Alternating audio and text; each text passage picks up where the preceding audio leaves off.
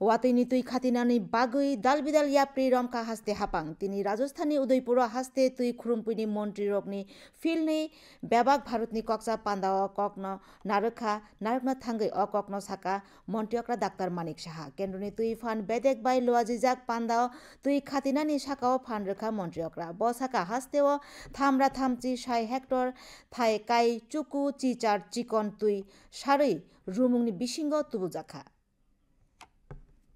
We have given emphasis on construction of rainwater storage structures and minor irrigation dams.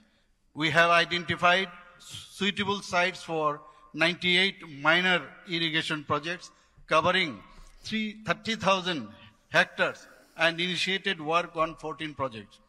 The state of Tripura is blessed with abundant groundwater resources due to long rainy seasons and large forest areas.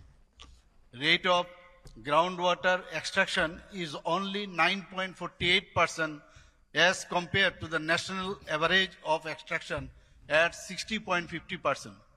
Therefore, besides construction of rainwater storage structures, we have also taken up deep tubewells for irrigation as well as drinking water purposes.